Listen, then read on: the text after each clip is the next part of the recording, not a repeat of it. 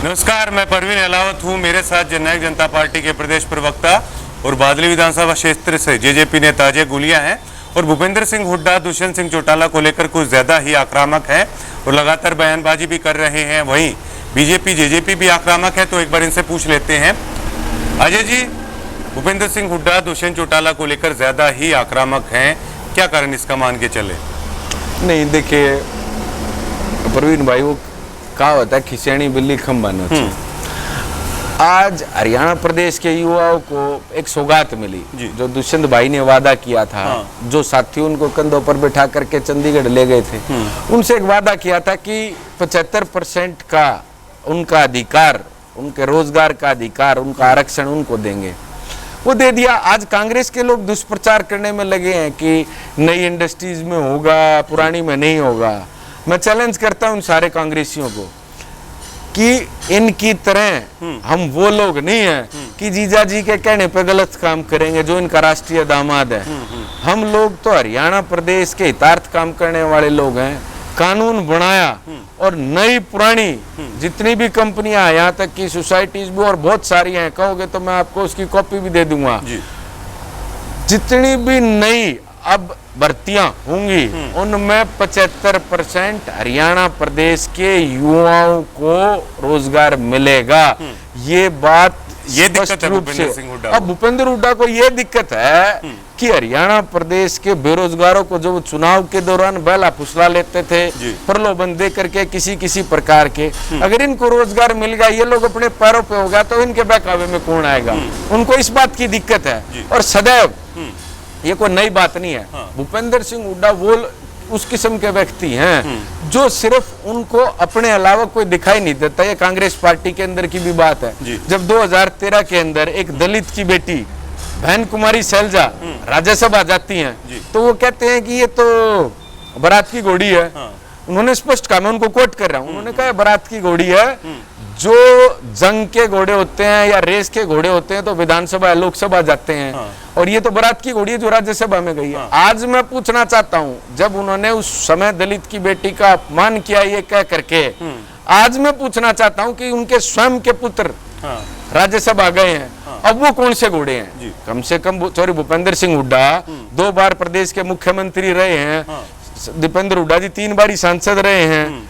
आज ये बता दें कि दीपेंद्र भाई, जो हमारा भाई है दीपेंद्र हुड्डा, वो कौन सा घोड़ा है? वो बारात का घोड़ा है कि वो रेस का घोड़ा है कि वो कौन से घोड़े हैं? तो दूसरे के ऊपर, एक दलित की बेटी के ऊपर जब वो टिप्पणी करते हैं तो वो सोचते नहीं। आज जब स्वयं के बेटे के ऊपर बात आई, आज जब हरियाणा प्रदेश के युवाओं को रोजगार मिलने की बात आई, तो उनको खींच किस बात किया? और मैं एक बात खुले तौर पर कहता हूं, जब भी हरियाणा प्रदेश के लोगों को उनकी आवश्यकता हुई, चाहे वो 3 साल पहले उनकी आवश्यकता थी, जाट आरक्षण दिल्ली में भाग गए थे, दिल्ली में भाग गए थे वो लोग दिल्ली में, मैं कह रहा हूँ दिल्ली में भाग गए थे, कहीं दिखाई नहीं दिए, लोगों बीच में नहीं आए। जाट आरक्षण की दिल्ली में भागे थे कि नहीं भागे थे? अब कोरोना काल में जाट आरक्षण नहीं, ये मेरे कहने की बात, थोड़ी समूचा हरियाणा प्रदेश इस बात को जानता है। आज जब हरियाणा प्रदेश को जरूरत थी, कहीं दिखे? कहीं अप्रैल में, मई में, जून में कहीं दिखाई दिए? हरियाणा प्रदेश में नहीं दिखाई दिया। प्रेस कॉन्फ्रेंस भी दिल्ली से करते थे दुबक करके। आज जब स्थिति सामान्य हो रही है, लोगों ने बाहर निकलना शुरू किया, फिर अपनी राजनीति धरने पे तो आए थे दीपेंद्र सिंह हुड्डा। नहीं, कब? पहले क्यों नहीं? 3 विधायक थे। अरे जब हरियाणा प्रदेश को जरूरत थी, लोगों को आवश्यकता थी, दिल्ली में क्यों प्रेस कॉन्फ्रेंस कर रहे थे? वो दिल्ली से चुनाव, दिल्ली की राजनीति करते हैं, हरियाणा की राजनीति करते हैं। जब भी हरियाणा प्रदेश को आवश्यकता हुई, वो लोग यहाँ दिखाई नहीं दिए। और ये तो इन्होंने तो हमेशा से समाज को बांट करके राजनीति करी है। और आज एक ऐसा युवा नौजवान, एक नौजवान हरियाणा प्रदेश का उप मुख्यमंत्री बना है, जो हरियाणा प्रदेश के लोगों की बात को जानता है, उनको क्या आवश्यकता है उस बात को जानता है, तो वो उनके हितार्थ काम कर रहा है। तो उनको किस बात की तकलीफ है? इनको इस बात की तकलीफ है क्या कि हरियाणा प्रदेश के युवाओं को नौकरी मिल जाएगी, उनका अधिकार हो गया, उनको 75% रिजर्वेशन जो एक हमारी मांग थी, और कोई हम पहला स्टेट नहीं करने वाले, और स्टेटों ने भी किया है। क्या आपको ये नहीं लग रहा कि आप दीपेंद्र सिंह हुड्डा के खिलाफ जितना बोलेंगे आपको नुकसान होगा? दिग्विजय चौटाला जब भूपेंद्र सिंह हुड्डा के खिलाफ खड़े हुए, समाज के लोग नाराज हैं लोग इस चीज से। क्या आप लोगों को ये घबराहट नहीं होती दीपेंद्र सिंह हुड्डा के खिलाफ बोलोगे नेगेटिव में जाएगा? बड़ौदा उपचुनाव के लिए भी भूपेंद्र सिंह हुड्डा ने बोल दिया कि दीपेंद्र सिंह हुड्डा मतलब पूरे चुनाव के दौरान है वहां पे रहेंगे, वहीं पे पता चल जाएगा दुष्यंत सिंह चौटाला, दीपेंद्र हुड्डा कौन बेस्ट है। बड़ौदा हल्के की जनता ही ना वो तय कर देगी सारा। देखिए ये इस प्रकार की सारी बातें विधानसभा चुनाव से पहले भी कहते थे, हाँ। और उससे पहले जो चुनाव है उसमें भी ये बात कहते थे। देखिए लोकतंत्र में जनता सर्वोपरि है, जनता तय करेगी, जनता तय करेगी, जनता काम के नाम पे मोहर लगाएगी। ये तो जनता ने बड़ौदा विधानसभा क्षेत्र के लोगों ने तय करना है कि कौन सही है कौन गलत है। लेकिन मैं एक चीज जरूर कह देता हूँ कि जब चुनाव आता है तभी इस प्रकार की बातें क्यों होती हैं। जब ये बातें याद नहीं है जब दलित की बेटी का अपमान किया था, आज जब स्वयं के बेटे पे बात आ रही है तो। और हम लोग राजनीतिक लाभ लेने वाले लोग नहीं है, हम लोग जनता के हितार्थ बात तय करने की बात की है। तय तो कर दिया था ना इन विधानसभा चुनाव में, कांग्रेस के खाते में सीट थी। हालांकि श्री कृष्ण हुड्डा है उनका देहांत हो गया, उसके बाद आपको ये मौका मिल रहा है, वरना जनता ने तो तय कर दिया था 8 महीने पहले ही कि आप लोगों का कुछ है नहीं वहां पे और कांग्रेस के खाते में जाएगी। तो 8 महीने में ऐसा क्या हो गया, ऐसा आप लोगों ने क्या कर दिया? अब क्या तय करेगी बड़ौदा की जनता? तय तो हो चुका है 8 महीने पहले। क्या ये एक माइलस्टोन डिसीजन नहीं है? क्या ये एक माइलस्टोन डिसीजन नहीं है कि हरियाणा प्रदेश के युवाओं को जो उनका अधिकार था जिससे वो वंचित थे उनको वो दिया गया? हरियाणा प्रदेश के अंदर और कितने सारे काम किए गए, ये सारे डिसीजन है। और कितने काम किए गए, और कितने काम किए गए। किसान कर्ज माफी किया गया, 5100 पेंशन किया गया, कॉमन मिनिमम प्रोग्राम है क्या वो तय किया गया? क्या तय किया गया? देखिए एक खतरे की घंटी आपके लिए ये भी है, प्रदेशाध्यक्ष अगर गैर जाट बना दिया जाता है साहब, आप लोगों का तो बीजेपी के साथ रुकना मुश्किल हो जाएगा।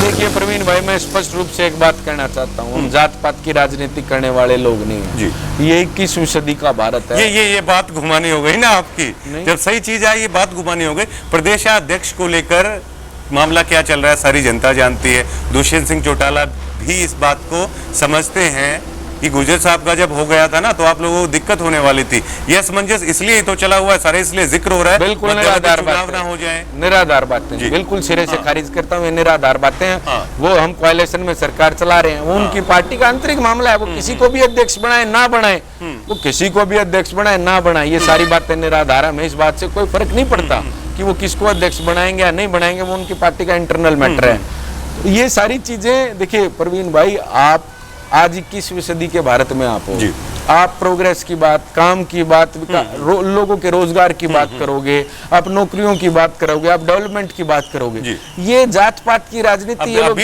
अभी बाकी है इम्प्लीमेंट होना। सर 75% आपने कर दिया, ठीक है, अभी ग्राउंड पे इम्प्लीमेंट होना बाकी है कि उसके रिजल्ट क्या होंगे, कैसा प्रभाव पड़ेगा, वाकई में काम करेगा नहीं करेगा, कई तरह की चीजें अभी इम्प्लीमेंट तो होने दीजिए ना। ये भूपेंद्र हुड्डा सरकार थोड़ी है कि बंटवाट रखो एक दिन में और किसानों को लुटवा दिया था और लैंड यूज चेंज करके से और वो लुटवाने का काम किया था, वो घोटाले करने। ये हरियाणा प्रदेश के लोगों के हितार्थ काम करने वाली सरकार, बकायदा कानून बनाया गया, बकायदा कानून बनाया गया। ये कोई कहने से चीजें नहीं होती और सबसे राय शुमारी करी गई। तो आप ये मान करके चले प्रवीण भाई, बकायदा कानून बनाया गया इसके लिए, और ये सारी चीजें ऐसे हैं जो इम्प्लीमेंट होनी ही होनी है, क्योंकि आज हरियाणा प्रदेश के अंदर कानून का राज है। जो कानून होगा वो सबके लिए मान्य होगा। पहले कानून का राज नहीं होता था, जंगल राज होता था पहले। नहीं, जंगल राज था ही। कैसे जंगल राज था ही? कैसे कह सकते? एक राष्ट्रीय दामन जंगल राज तो नहीं, जंगल राज था क्यों नहीं भाई? हाँ जी, जंगल राज था क्यों नहीं? ये आप देख रहे हो क्या हो रहा है। उस वक्त की माननीय सर्वोच्च न्यायालय द्वारा किस प्रकार की टिप्पणियां की जा रही हैं, उस वक्त की सरकार के डिसीजन को लेकर के एक नहीं बार ऐसे मामले आ रहे हैं। तो माननीय सर्वोच्च न्यायालय जब ऐसे टिप्पणी और ऐसे फैसले दे रहा है तो पता ही चल रहा है कि जंगल राज तो था। कहिए ना, पीटीआई लोगों को जाके बताइए कि कांग्रेस की गलती थी, सुप्रीम कोर्ट ने निकाला है। आप धरने के बारे में सुनते होंगे ना, नैना चौटाला के खिलाफ बोला जा रहा है, दुष्यंत चौटाला के खिलाफ बोला जा रहा है, समाज के खिलाफ आपको किया जा रहा है। आप बोलिए ना धरने पे जाके कि कांग्रेस का घोटाला था, बोलते क्यों नहीं? ये कमरों में बंद होने से क्या होगा? कमरों में बंद होने की बात नहीं है, खुले तौर पे खुले मन से एक बात कहना चाहते हैं कि देखिए, तत्कालीन मुख्यमंत्री, तब के एचपीएससी के चेयरमैन महोदय, मेंबर साहिबान, वो सब लोग इसके लिए दोषी हैं। इसकी जांच होगी। अब मैं कहीं देख भी रहा था, सुन भी रहा था कि कोई एफआईआर भी दर्ज हुई है। जांच होगी, दूध का दूध और पानी का पानी होगा। कोई भी दोषी बख्शा नहीं जाएगा और बख्शा जाना भी नहीं चाहिए। जिसने इस प्रकार से इतने लोगों के साथ खिलवाड़ किया हो, वो बख्शा नहीं जाना चाहिए। लोगों का क्या होगा? लोगों के लिए तो रास्ता निकाल दीजिए। तकरीबन 1 महीना होने को आया, इन लोगों का क्या कसूर, इन लोगों का क्या होगा? स्पष्ट तो कर दीजिए कि कोई रास्ता नहीं निकलेगा। बोलिए खुल के। परवीन अलावत और अजय गुलिया के कहने से हरियाणा प्रदेश की सरकार नहीं चलती। हरियाणा प्रदेश की सरकार चलती है कानून से, दुष्यंत चौटाला से नहीं, कानून से दुष्यंत चौटाला नहीं। से। दुष्यंत चौटाला भी देखिए, हरियाणा प्रदेश के उप मुख्यमंत्री भाई दुष्यंत चौटाला भी कानून से ऊपर नहीं है। देखिए, वो विधानसभा में गए हैं, कानून बनाने गए हैं, और जो इन सरकार इनके पक्ष में है, जो राहत इनको मिल सकती है कानूनन, वो सरकार देने के पक्ष में है। लेकिन आप ये बताएं ना, देखिए टेक्निकल आप चीज समझें, 2013 में इनके खिलाफ फैसला आया, उसके बाद डबल बेंच का फैसला भी तत्कालीन कांग्रेस सरकार के दौरान आया। आज ये मांग उठा रहे हैं, तब क्यों नहीं कोई नियम कायदा बनाया, तब कोई कानून क्यों नहीं बनाया? देखिए, ये सिर्फ राजनीति, कोरी राजनीति करने वाले लोग हैं। इनको इस बात से कोई सरोकार नहीं है कि हरियाणा प्रदेश के लोगों को क्या क्या परेशानी है। ये सिर्फ राजनीति कर रहे हैं। मैं खुले तौर पे कह रहा हूँ भाई आपको कि 13 में फैसला आया, फिर उसके बाद डबल बेंच का फैसला भी उन्हीं की सरकार के दौरान आया, तब क्यों नहीं कुछ किया? आज ये मांग उठा रहे हैं क्योंकि देखिए, माननीय सर्वोच्च न्यायालय का फैसला आया था, तो इसमें इस प्रकार की कोई बात नहीं है। बड़ौदा उपचुनाव की गंभीरता को समझते हैं?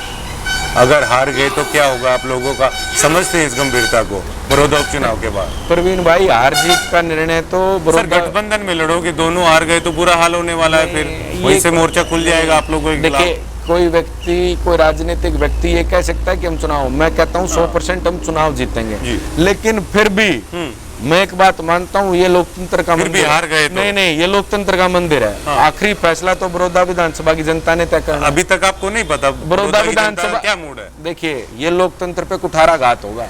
ये चुनाव है, चुनाव होने दीजिए। मैं आपको आश्वस्त करता हूँ कि बड़ौदा विधानसभा के अंदर हरियाणा प्रदेश की सरकार के कामों पे लोग मोहर लगवाएंगे।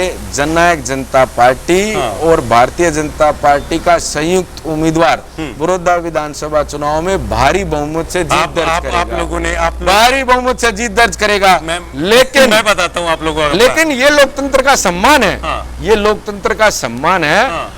और मैं ये बात कहता हूं कि निर्णय तो बड़ौदा विधानसभा बड़ौदा उपचुनाव के चक्रव्यूह में आप लोग पूरी तरह से फंसे हुए। मैं बताता हूं, आप लोग बीजेपी के साथ गए, आप लोगों ने सोचा कि 5 साल के बाद जाना है, चुनाव से थोड़े पहले थोड़े बहुत काम करके जनता के बीच में जाएंगे, अलग हो जाएंगे। ये चुनाव ऐसे मौके पे आ गया, बड़ौदा की जनता को ये बताना तक आपके लिए दूभर हो जाएगा कि आप बीजेपी के साथ में क्यों गए, जो कि आप 5 साल के बाद बताने वाले भाई। सवाल से मुझे ऐसा लग रहा है कि मेरी पार्टी के बारे में जनता नहीं, मेरे को ऐसा लग रहा है कि मेरी पार्टी के बारे में आप मुझसे ज्यादा जानते हैं जी। ये बिल्कुल भी सोच नहीं थी।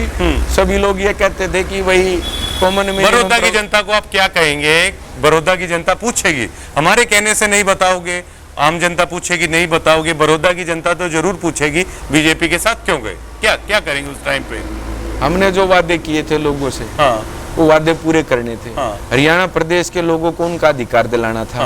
वो वादे सारे, फिर कहता हूँ, बार बार एक चीज कहता हूँ, जो छात्र 80-85% नंबर लेता है वो अच्छा छात्र होता है। ये क्यों कहते हैं आप बार बार? लगभग सारे वादे पूरे करेंगे तभी वोट मांगने जाएंगे जी।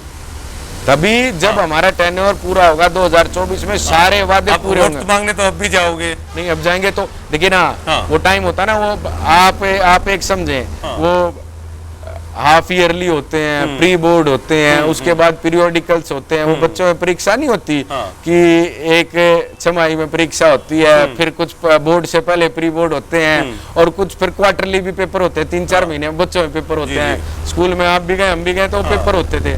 तो अब हमने जो जितने टाइम सरकार चलाई है, उतना ही सिलेबस तो आएगा ना।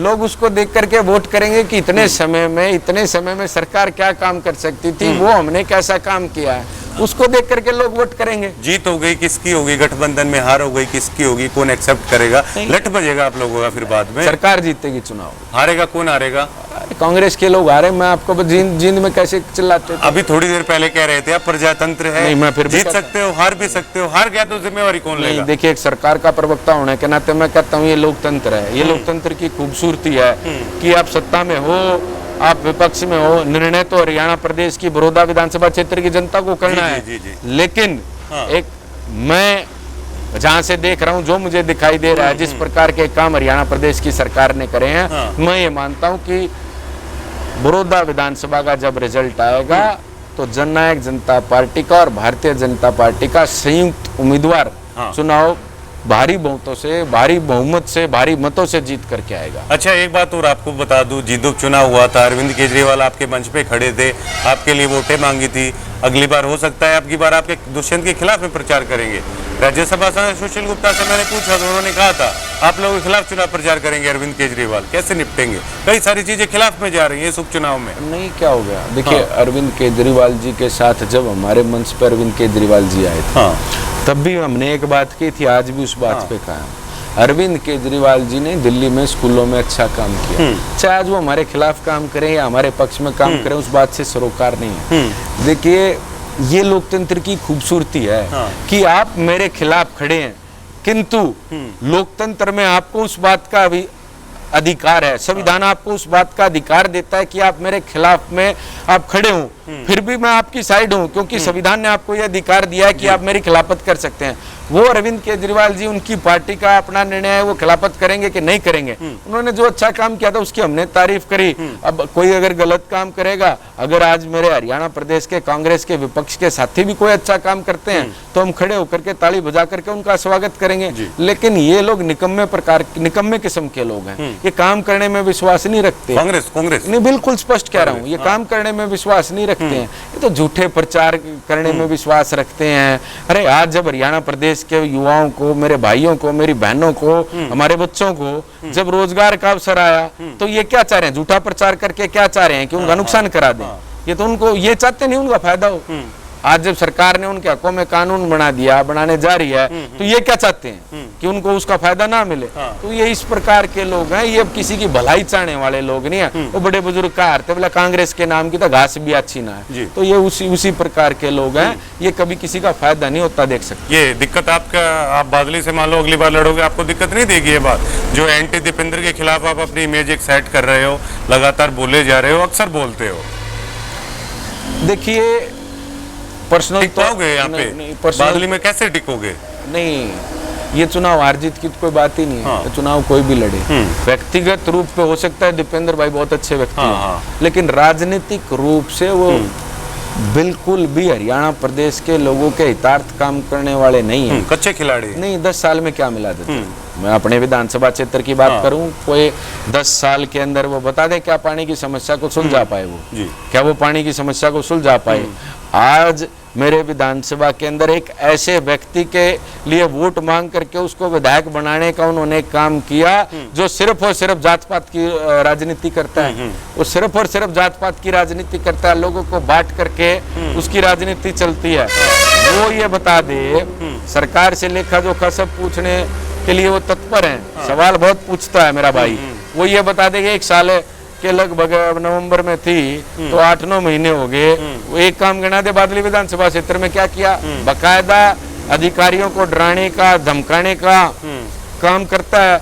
और मेरे क्षेत्र के अंदर जितनी भी औद्योगिक इकाइयां आई हैं, ये इंडस्ट्रीज आई हैं, इनको डराता धमकाता है, इनसे सरेआम लूट खसोट की बात करता है। आप लोग क्या करते हैं फिर? नहीं, आप रोकते क्यों नहीं? मैं तो खुद कहता हूँ कि अगर ये विधायक किसी को भी सताए, किसी अधिकारी के साथ गलत व्यवहार करे, मान सम्मान का अधिकार सभी का। देखिए, कोई अधिकारी भी है तो उसका भी अपना मान सम्मान है, कोई अगर कोई छोटा कर्मचारी भी है तो उसका भी अपना मान सम्मान है, सबको मान सम्मान। ये तो सबसे गलत व्यवहार करने का काम करता है। और इंडस्ट्री जो फैक्ट्रियां हैं वहां भी गलत व्यवहार करता है, उनके ऊपर सीधा उनसे हफ्ता वसूली करने का काम करता है। बिल्कुल कह रहा हूँ, मैं खुले तौर पर कह रहा हूँ। और इसके व्यक्ति तो खुली चुनौती देते हैं मेरे विधानसभा में, इसके लोग खुली चुनौती देते हैं कि आप अगर किसी और राजनीतिक दल से जुड़े हो तो आपके विधानसभा क्षेत्र के अंदर जितने भी औद्योगिक इकाई हैं उनमें आपको नौकरी नहीं मिल सकती। अगर नौकरी चाहिए तो कांग्रेस ज्वाइन करो, हमारे साथ आओ, हमारी मदद करो, तब आपको नौकरियां मिलेगी। नहीं, मैं खुला कमजोरी भी तो नहीं, मैं खुला नहीं, मैं खुला चैलेंज देता हूं, मैं खुला चैलेंज देता हूं। जो भी एलिजिबल बच्चा होगा, जो एलिजिबल होगा उसको नौकरी मिलेगी। इसके कहने ना कहने से कुछ नहीं होता। ये तो यहाँ लूट मचाने आया है, ये तो यहाँ सिर्फ लूट मचाने आया है और इसकी लूट को नहीं चलने देंगे। और अगर ये इस प्रकार से चलता रहा तो इसके खिलाफ भी काम करने, धरने प्रदर्शन करने का भी काम करेंगे। और जो ये लूट मचाना चाह रहा है उसको नहीं चलने देंगे। जी जी। कुलदीप वत्स ने तो ये कहा कोई अधिकारी परेशान करे तो नाम नोट कर लो, अच्छे से हिसाब करेंगे, सरे हम बोल रहा है। नहीं, कुलदीप वत्स ने ये कहा है, हाँ। उसका मतलब आप ये समझें कोई ऐसा रह तो नहीं गा जिससे मेरी लूट बाकी हो। जी जी। कोई उसका तो ये इशारा है, कोई ऐसा रह तो नहीं गा जिससे मेरी लूट बाकी हो। हाँ। लेकिन मैं एक बात कहना चाहता हूँ, किसी अधिकारी को, किसी साथी को, किसी नौजवान को इससे डरने की जरूरत नहीं है। ये लूट मचाने आया है, डट करके इसका सामना करो। और ये आप ये देखिए, ये तो विधानसभा में दिखाई नहीं देता। हाँ, आप में कुव्वत है कुलदीप वत्स का सामना करने की, आप में है कुव्वत? नहीं, हम लोग तो गलत का विरोध करने वाले लोग। जी जी जी। खुलेआम कहते हैं, हाँ। खुलेआम कहते हैं इसकी लूट नहीं चलने देंगे। हाँ। ये जो लूट मचाने की सोच रहा है ना, इसकी लूट को चलने नहीं देंगे। जो अधिकार मेरे क्षेत्र के युवाओं का है, हमारी माताओं बहनों का है, या जो मान सम्मान पाने का अधिकार अधिकारियों का है, हाँ। वो उनको मिलेगा। ये कितनी भी कोशिश कर ले, इसकी नहीं चलने वाली। और लोग भी जागरूक हैं, लोग इसको समझ भी गए। जी जी, बहुत बहुत शुक्रिया।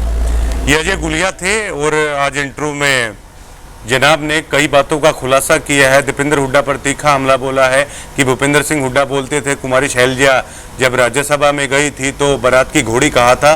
नहीं, एक दलित की बेटी का सरेआम अपमान करा था भाई जी। एक दलित की बेटी का सरेआम अपमान करा। आज अपना बेटा बन गया। हाँ। आज अपना बेटा बन रहा है, राज्यसभा गया, तो वो सारी बातें कहाँ हैं? हाँ। ये हरियाणा प्रदेश का सारे लोग इस बात को समझ रहे हैं कि इनको तो सिर्फ अपनी और अपनी चौधर चाहिए। जब एक दलित की बेटी का सरेआम अपमान करा था, जब कहाँ थे कांग्रेसी? ये गीता बुक्कल जी यहाँ से विधायक थी, मंत्री थे, तब क्यों नहीं बोली? तब बोलती। अब चुनाव में जाकर के ये लोगों को कैटल क्लास कहती हैं, लोगों को काम कराओ। अरे ये तो ऐसी विधायक रही, शिक्षा मंत्री होते हुए अपने स्वयं के गांव का सैनिक स्कूल रुकवा दिया। स्वयं के गांव का सैनिक स्कूल केंद्र सरकार की तरफ से मंजूर हुआ, घोषणा हुई, उस पे एक ईंट नहीं लगी। ये बताएं, जवाब दें कि अपने गांव का ही काम रुकवा दिया, स्वयं के गांव का वो स्कूल नहीं बनाया, कीट नहीं लगी उसके नाम पे। क्यों नहीं लगी? तो अब अगर आप जाएं तो बहन जी से पूछना कि क्यों नहीं लगी बहन जी उस नाम पे। ये लोग बार बार जीत क्यों रहे हैं फिर? अगर इतनी ही नाराजगी है, इतने ही गड़बड़ घोटाले किए हैं, जीत क्यों रहे हैं लोग फिर? नहीं, मैं वही कहता हूँ प्रवीण भाई, ये जात पात की राजनीति करते हैं, क्षेत्रवाद की राजनीति करने का काम करते हैं। लेकिन देखिए, कुछ काट की अंडी बार बार नहीं चढ़ जी, 3 बार चढ़ चुके हैं। मैं कह रहा हूँ चढ़ गई, जितनी चढ़नी थी चढ़ गई। अब लोग समझ गए। लेकिन लोग आज हरियाणा प्रदेश का युवा इस बात को नहीं देख रहा क्या कि उनको तो अधिकार मिल रहा है, इनको खुशी होनी चाहिए। इनको खुशी होनी चाहिए कि हरियाणा प्रदेश कितने लोगों, कितने युवाओं के फोन आए, भीड़ लग जाती है यहाँ पे तो आपको थैंक यू करने के लिए कि आपने रोजगार अधिकार होता है युवाओं को दे दिया। कितनी भीड़ लगी, कितने फोन आए, सच्चाई बताइए। नहीं, मैं तो सच कह रहा हूँ, बहुत युवाओं। कितने मिठाई के डिब्बे आए? नहीं, देखिए, मैं मिठाई के डब्बे लेने वाला व्यक्ति नहीं हूँ। जी जी, मैं मिठाई के डब्बे लेने वाला व्यक्ति नहीं हूँ। ये तो आज हरियाणा प्रदेश के प्रत्येक नौजवान की जुबान पर है तो कि सरकार ने उनका अधिकार दिया। सर, मैं वही सरकार ने उनका अधिकार दिया। सर, मैं वही तो कह रहा हूँ, आपकी पार्टी ने लड़ाई लड़ी, 75% रोजगार दे दिया, युवा दिखते वही लोग है ना, दफ्तर में बधाई देने नहीं आए। ये वही लोग बादली में युवा नहीं क्या? नहीं, मैं कौन नहीं आया? कौन नहीं आया? आप मेरी बात देखो, मेरी बात सुनो प्रवीण भाई, ये वही लोग है ना। ये वही लोग है ना जो 2 महीने पहले कहते थे या चुनाव के बाद कहते थे कि ये जननायक जनता पार्टी वाले यहाँ 75% नहीं देने वाले। आज दे दिया। ये तो ये नहीं, ये वही लोग है ना जो नहीं देने वाले। आज दे दिया ना। हरियाणा प्रदेश के नौजवान बेचिंत रहे, हमारी माताएं बहनें बुजुर्ग बच्चे बेचिंत रहे, जो वादे करके उनके बीच में आए थे, जिन युवाओं ने अपने कंधों पर बैठा करके दुष्यंत भाई को चंडीगढ़ भेजा था, सारे वादे पूरे करेंगे। सारे वादे पूरे करेंगे। आपसे ये कहना था, वोट में तब्दील तो क्यों नहीं हो रही है बात? भीड़ लग जानी चाहिए थी, बधाई युवाओं की आ जानी चाहिए थी, मिठाई के डिब्बे आ जाने चाहिए थी जननायक जनता पार्टी के पास कि आप लोगों ने हमें 75% आरक्षण दे दिया। वो दिख क्यों नहीं रहा? वो खुशी युवाओं में दिख क्यों नहीं रही? मेरे खुद वोट में तब्दील नहीं हो रही, मतलब ये चीज नहीं। मेरे खुद के विधानसभा क्षेत्र से हजारों फोन आए होंगे, सैकड़ों फोन आए मेरे पास कि भाई आप लोग ये वादा करके आए थे, आप लोगों ने वादा पूरा किया। मैं कहा, ये देखिए, ये एक आदमी की प्रवृत्ति होती है। दुष्यंत भाई कोई इस प्रकार की राजनीति करने वाले व्यक्ति नहीं है कि वादा कर दिया।